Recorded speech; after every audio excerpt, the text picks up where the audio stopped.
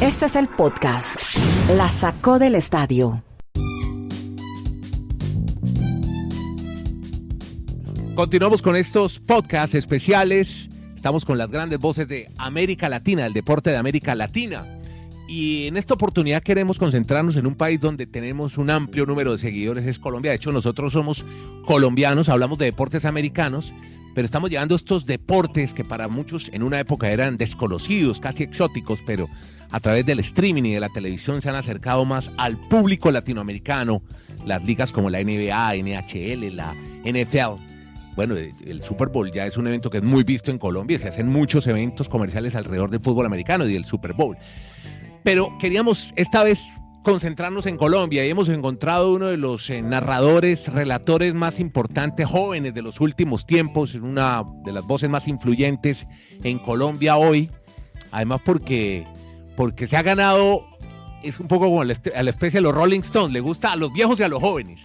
Él es Eduardo Luis López, él es narrador de Win, que es el canal además que tiene la exclusividad del fútbol colombiano. Y hombre, Eduardo, qué bueno, ¿dónde? Siempre le pregunto a nuestros invitados de estos podcasts especiales, ¿dónde lo hemos pillado? ¿Dónde está podcasteando ahora? Eduardo, ¿cómo le va? Andrés, qué placer, un abrazo para ti, para todos los muchachos, para Kenneth, para Dani. De verdad que un placer estar compartiendo este espacio. Me cogen aquí en este podcast en Bogotá, en mi apartamento.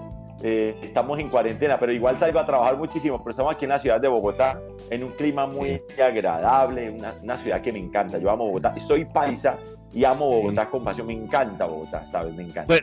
Bueno, usted sí, hemos llamado a gente muy veterana aquí, pues tipos como Mario Kempes, por ejemplo, que tiene mucho poder. El mismo Andrés Salcedo en una época lo llamamos.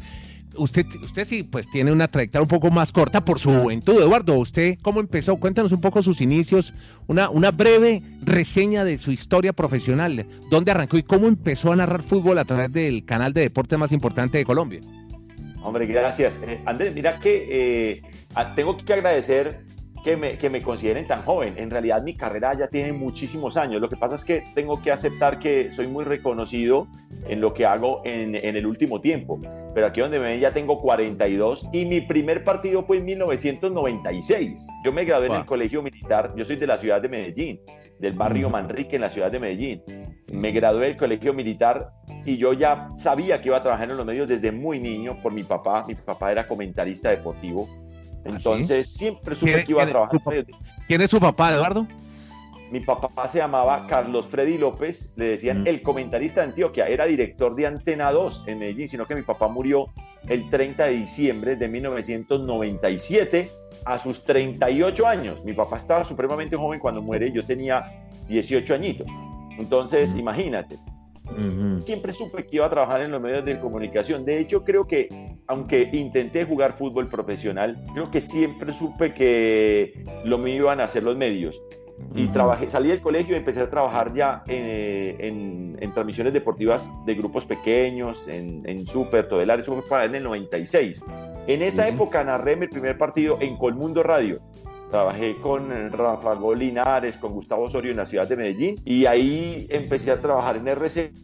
Como fui director de emisora, fui disc-jockey de Radio 1, Rumba Estéreo, La Mega, yo creé la emisora El Sol en la ciudad de Medellín, que hoy por hoy es un hit de Medellín y Bogotá. Entonces hemos hecho toda esa carrera y a la televisión termino llegando en el año 2010 con el Canal UNE, que compra los derechos del fútbol colombiano, y yo empiezo a trabajar como panelista en un programa que se llama Gente, Pasión y Fútbol.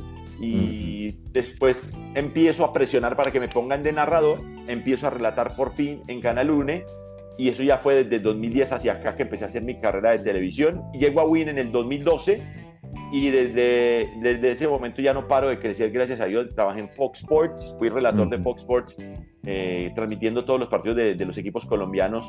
Trabajé para torneos y competencias 3 años. Fue una experiencia muy hermosa, viajando por todo el continente, relatando Sudamericana y Libertadores. Fue sensacional, una experiencia maravillosa.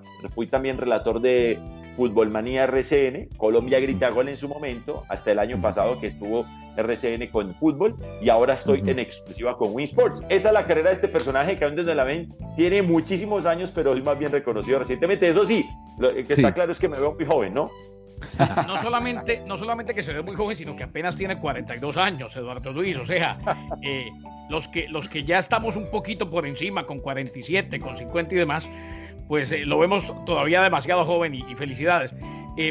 A los que crecimos con la radio como el gran referente, después vinieron oportunidades de televisión y demás, pero yo me confieso un amante de la radio prácticamente desde que tengo uso de razón. Yo sí escuché a su papá, a Carlos Freddy López, y uno generalmente pues escuchaba transmisiones nacionales, veía a ver quién estaba en Medellín. En aquella época pues Múnera Eisman ya empezaba a ser el gran referente junto a Weimar Muñoz Ceballos, pero claro que escuchamos. Exactamente, pero claro que escuchamos a Carlos Freddy en Antena 2. Y de ahí viene la pregunta. A los que tenemos, yo tengo un hijo, por ejemplo, aquí en Connecticut, que está estudiando periodismo, lo hace muy bien en inglés, le encantó, nunca lo influencié demasiado, nunca le metí por los ojos nada. Él fue viendo y le fue gustando y ahí está. ¿Cómo se dio ese vínculo con su papá? ¿Cómo se fue dando cuenta usted, por ejemplo, Eduardo Luis? Hombre, mi papá es un hombre de los medios, es comentarista, lo reconocen. ¿Cuándo se dio cuenta que le gustaba el cuento? No, es que como mi papá era mi ídolo, te cuento, yo la verdad veía por los ojos de mi papá. De hecho, yo siempre hago esa confesión, yo tenía muchísima relación con mi papá y mucha pasión hacia él y no tanto con mi mamá. O sea, yo amaba más a mi papá que a mi mamá. Yo no puedo decir que lo amaba los dos igual, no, yo amaba más a mi papá, era mi ídolo. Yo soñaba ser como él. Entonces, claro, lo veía en la casa con su radiecito, me llevaba a las transmisiones de fútbol. Entonces siempre me enamoré de los medios y yo quería era ser narrador para que él fuera mi comentarista. Ese era mi gran sueño. Algún día ser pareja con mi papá. Eduardo Luis narra y Carlos Freddy comenta, pero bueno, Dios tenía otros planes. Entonces, siempre de tanto verlo fue que me apasioné con los medios. Sí, pero oigan, su mamá muy contenta, ¿no? Con esa declaración que hacen. No, y ella lo sabe. Pero mira que cuando muere mi papá, la relación entre mi mamá y yo se vuelve muchísimo más fuerte. O sea, eso solidifica, como claro. Claro, es la vida. Y hoy incluso acepto que mi papá tenía tantos defectos como padre que yo no veía de lo enceguecido que estaba de amor por él, que mi mamá merecía muchísimo más, y hoy intento como retribuirle todo eso, y por eso a mi mamá la tengo como una diosa, hoy que el Señor me lo permite. Bueno, Eduardo, un placer saludarte a la distancia, siempre mucho reconocimiento para toda esa labor. Yo también voy por el punto que estaba tocando Kenneth, porque me tocó una adolescencia donde empezaba a escuchar mucho al señor Carlos Freddy López. Yo digo, pues lamentablemente una muerte muy temprana, porque yo creo que él estaba proyectado para ser de los comentaristas más interesantes de nuestro país en el fútbol. Pero hay una etapa de su vida, mientras va creciendo en todo ese mundo que nos viene contando, que estuvo pues prácticamente desde la niñez en el mundo de los medios, donde usted está enfocado en las emisoras juveniles. Yo recuerdo mucho aquí cerca en el oriente antioqueño, todavía existe, Oriente Estéreo en La Ceja. ¿Y qué significa para usted poder llegar, digamos, en esa época de ambientes más juveniles, ahora llaman millennials, con un lenguaje sencillo, práctico, pero que atrae mucho a estas nuevas audiencias? Y yo creo que hoy todo eso le ha generado a usted todo ese reconocimiento merecido por ese contacto con ellos en sus transmisiones de fútbol. Sí, yo no sé, yo en lo que hice, yo creo que me destaqué siempre por la frescura, Dani. Mira que generalmente en todo lo que yo empecé a trabajar en los medios, como que siempre generé una reacción. Yo descubrí desde muy temprano que logrando impacto positivo y a veces negativo, se podía llegar a algo. Yo nunca quise ser uno más. Y eso me costó muchísimos problemas en la vida personal, les cuento, porque no somos tolerantes al distinto, y menos los colombianos, ¿no?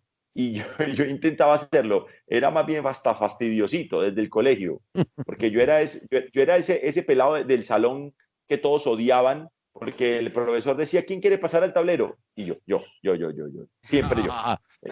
Era, en serio, sí, ese fastidioso que nadie hacía la tarea, pero yo sí. Entonces el profesor decía, ¿quién hizo la tarea? Y yo, y todo el mundo, nadie la había hecho, entonces obvio, los mataba a todos. Toda la vida fui como así, me encantó marcar la diferencia. Y eso lo hice en radio, en la radio musical. También mira que yo trabajé en Rumba Estéreo, y me tocó la época de Rumba donde era el famoso Chucuchucu, Pastor López, Rodolfo. Con el gurú del sabor. Y a mí me tocó la transición de Rumba Estéreo de tropical a reggaetón. Hicimos todo ese paso. Rumba Estéreo Medellín fue la primera emisora de reggaetón en Colombia. Es más, los que odian el reggaetón tienen que odiarnos país derecho a nosotros que fuimos los creadores de este fenómeno en la ciudad de Medellín. Entonces, levanto la mano, tuve... oiga el reggaetón, pero me gusta el fútbol. Entonces siempre como que tuve esa capacidad de crear un lenguaje y ese lenguaje fresco para un acercamiento con la gente, y en el relato intenté hacer lo mismo, como hermano, no más, yo me decía, parce, basta de tanto va el cántaro al agua hasta que por fin se rompe, basta de que el que es caballero repite, basta, yo dije no más, o sea, tiene que nacer algo diferente, y yo empecé a hacer algo distinto, empecé a utilizar mi propio lenguaje, me costó insultos en redes sociales, me costó convencer jefes. Es más, les puedo contar esta anécdota. Cuando yo llego a mí me contratan en RCN Televisión, sale William Vinasco y en RCN dicen, traigamos a Eduardo Luis. Y yo, bueno, listo. El director era Miguel Tulande. Ustedes lo conocen, ¿no? Miguel Tulande, que es un duro de los históricos de Fútbol Manía. Sí. A Miguel Tulande no le gustaba lo que yo hacía. Y a él le dan la orden desde arriba. El narrador es Eduardo Luis. Pum. Y me dice, preséntese a Miguel Tulande. Y yo llego donde Miguel Tulande, muchachos. Me siento en la oficina y Miguel es muy frentero. Miguel me dice, vea, yo acabo de recibir una instrucción. Yo no estoy de acuerdo, para que sepa. A mí no me gusta. Entonces, lo único que yo le quiero pedir es que si va a narrar acá, que no utilice esas frases. ¿Cómo le parece? Claro. Y yo le respondí, don Miguel, qué pena, pero la razón por la cual yo estoy aquí y a usted le dieron esa orden es por esas frases. Las frases van todas. Así me le paré en la raya, pana. Claro. Y así claro. Entonces costó como convencer jefe. Y te digo, después yo tengo el primer viaje internacional con Miguel Turalde, que es, viajamos a uno de esos países que uno no va sino porque le tocó ir a un partido una vez en la vida y nunca va a volver, pero qué experiencia tan hermosa. Yo fui a Tiflis, en Georgia, en Europa. O sea, una cosa súper exótica. En ese viaje, Miguel Turalde, a partir de ahí, creyó en mí. Dijo, usted su vaina. Y como que me ha tocado convencer a mucha gente y lo hemos logrado. Vea, yo sí quisiera saber, es que me llama la atención, usted es como una especie de bisagra del periodismo deportivo, se lo digo por qué, porque yo empecé en radio como disc jockey también, y traté traté porque yo hice reportería, yo me metí durante 2 años con el doctor Peláez, hice también vestuarios mucho tiempo, cubría Millonarios casi siempre, me sentaba a tomar tinto con el Chiqui García, me daba la alineación, le hacía entrevistas, pero yo no me pude despegar un poco porque la música me siguió llamando y hacía proyectos también en radio y tal. Y yo siento que en Colombia hubo una generación de periodistas jóvenes perdida, casi 20 años, porque se perpetuaron las vacas sagradas de siempre, 20 años. Entonces, a todos los que iban surgiendo en esa época. Entonces, ahora hay una polémica grande en Colombia cuando se habla, y ya que usted lo dice, a mí me emociona saber que usted haya estado en la radio musical y que haya sido disc jockey y que después se vinculó al periodismo deportivo, porque sé que a estas vacas sagradas no les gustaba que los disc jockeys empezaran a hablar de fútbol, sin saber que los disc jockeys también hicieron reportería, también se prepararon, leyeron, estudiaron. Entonces me parece muy interesante saber cómo usted navega en esos dos mundos sin problema. No sé si... Y te digo, y los extraño, y yo siempre discrepé de esa posición, ¿sabes? Yo tuve la fortuna de trabajar con todas las vacas sagradas, porque soy un afortunado de mi carrera. Yo ya relaté con todos, ¿sabes? Yo ya relaté con Carlos Antonio, con Iván, con Hernán Peláez, con todos. Y que todos tenían la misma sensación. Mira, conmigo nunca tuvieron ninguno de los grandes periodistas del país, ninguno conmigo tuvo un mal comentario de porque yo fui disc jockey, como dicen ellos, el disc jockey. ¿No? Yo nunca tuve ese problema. Siempre he estado en desacuerdo. ¿Sabes por qué, Andrés? Porque comparto contigo que hay gente que se prepara. Y yo te lo digo, yo utilicé como estrategia la radio musical. Esto no fue una casualidad, no fue que así. No, yo tenía claro que quería ser el gran narrador del país. Yo desde niño, mi objetivo era, todavía no lo he logrado, pero el objetivo es ser el gran relator del país. Desde niño lo supe. Ahora, yo sabía que si me ponía a trabajar en una emisora AM haciendo periodismo deportivo, me iba a demorar 20 años más. Entonces, lo que yo dije, lo que me puse a hacer fue, vamos a entrar a una emisora FM, porque la radio musical te da imagen muy rápido. Voy a crecer en imagen, consigo un nombre bien importante en radio FM y después me paso al periodismo deportivo ya siendo conocido. Y así lo hice y así salió tal cual. Pero siempre me preparé. Yo soy comunicador, estudio muchísimo el fútbol y creo que hay muchos colegas que hacen eso. Steven Arce, Casale, para mí es una persona que se ha preparado y que lo hace bien. Marocco era DJ, por ejemplo. Marocco fue DJ. Yo soy súper fan de Marocco, parce. A mí me encanta Marocco, te lo digo así, me encanta Marocco. Y hay mucha gente que, porque a nosotros nos agarran con bullying, ¿no? Entonces empiezan a vender un bullying, no, este es muy malo. Y yo no estoy de acuerdo con eso, pana, ¿me entendés? Porque nosotros nos preparamos, Andrés, y hemos demostrado, y hoy por hoy, sí existe una gran nueva camada de periodismo deportivo en Colombia. Porque, como tú dices, hubo una época en la que eran los mismos siempre. Sí. No, ahora han salido un montón de nombres y muchos pasamos por la radio musical, cosa de la que me siento orgulloso.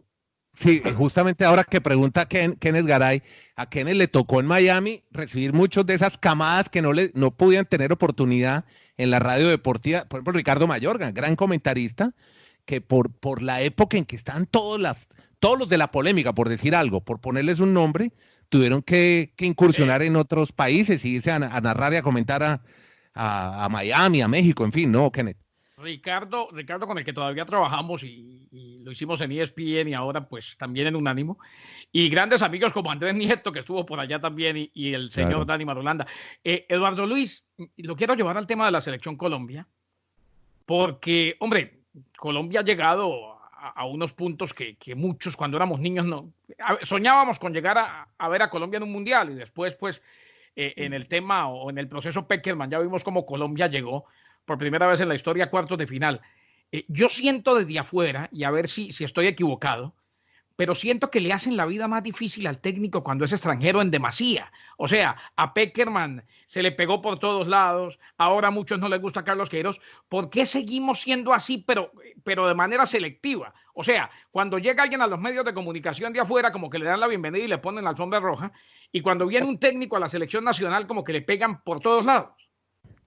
Pero yo discrepo en eso, Kenneth. Te voy a decir una cosa, si ha habido un técnico en la selección Colombia que le han aguantado todos a Peckerman, un técnico en la historia de la selección tuvo tantas ventajas para dirigir la selección Colombia como Peckerman. De las cosas que Peckerman tuvo en su ciclo, las pidió Jorge Luis Pinto.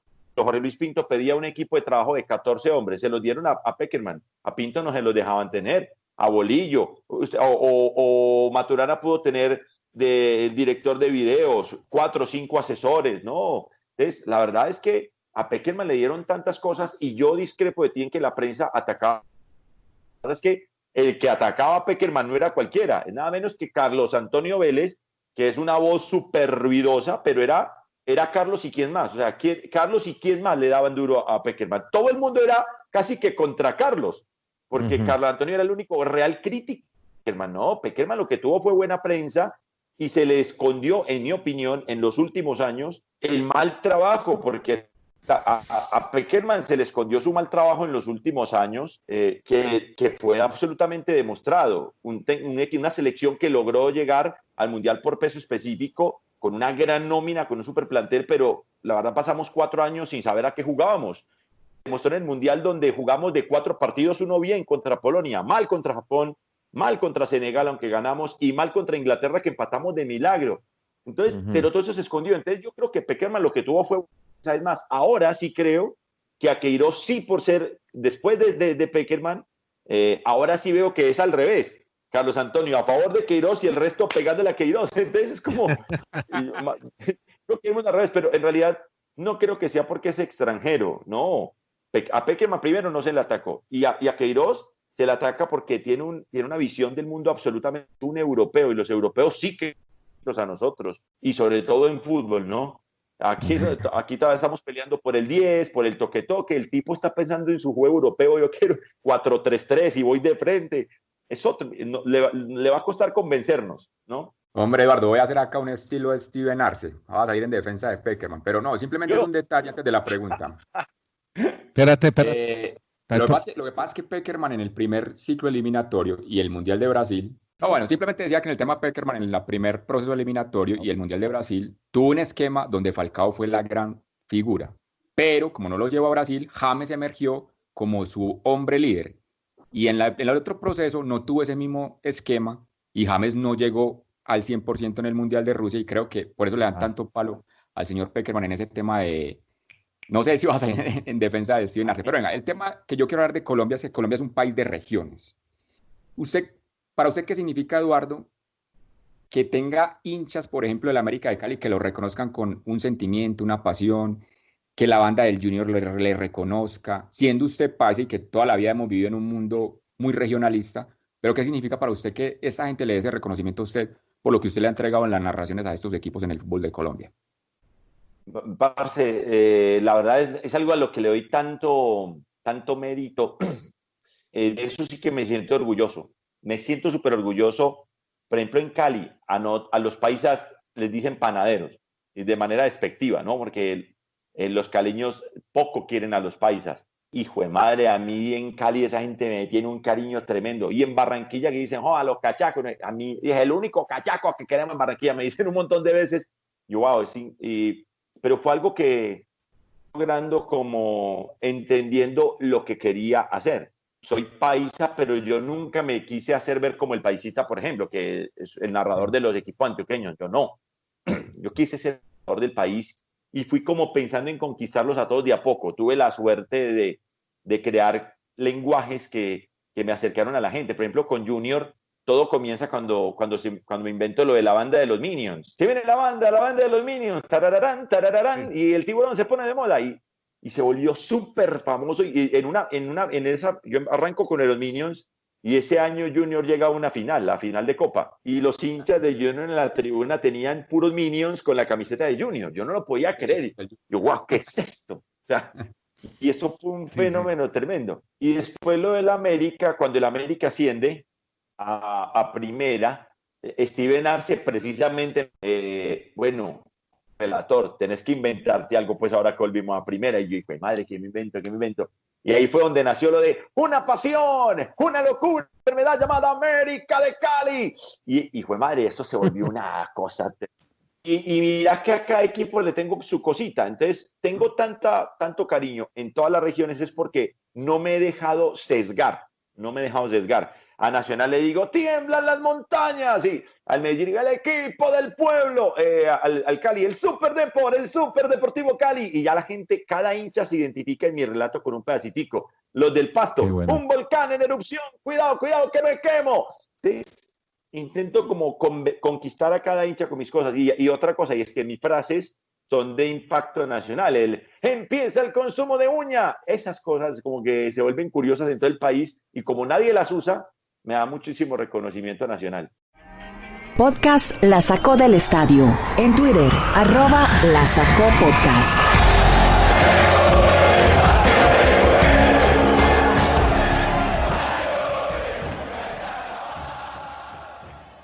Para cerrar, preguntarle por el fútbol colombiano, el fútbol profesional, y qué ha pasado en Colombia en medio de toda esta pandemia y este virus, lo que está pasando, y usted cómo ve las probabilidades. Es más, de hecho, Dani Marulanda en una encuesta que hizo en la cuenta de La Sacó del Estadio, una cuenta que él mismo hizo, como aquí hablamos de deportes americanos, pues hicimos el paralelo.